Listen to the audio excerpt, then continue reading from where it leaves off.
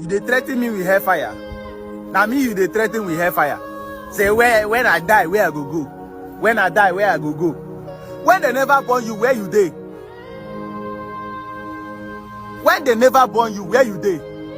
No, since you won't know where you go when you die. The time where they no born you, where you never dey exist, where were you?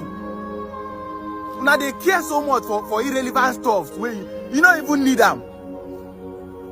That death where everybody they fear is the highest gift for mankind. Now the highest gift be that death.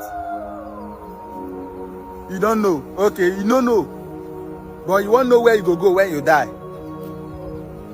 When your mama and your papa never born you, where were you? Where you dey?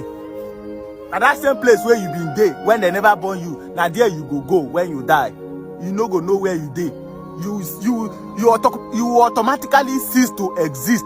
Get this inside your medulla oblongata and stop fooling around. Stop allowing these pastors to deceive you. When you die, you are going nowhere. You have just simply ceased to exist. Maybe they use this rubbish, what will I even call it? This rubbish sentiment they deceive you for church. Say when you die, the afterlife. After which life? When they no born you, you were where? You were nowhere to be found.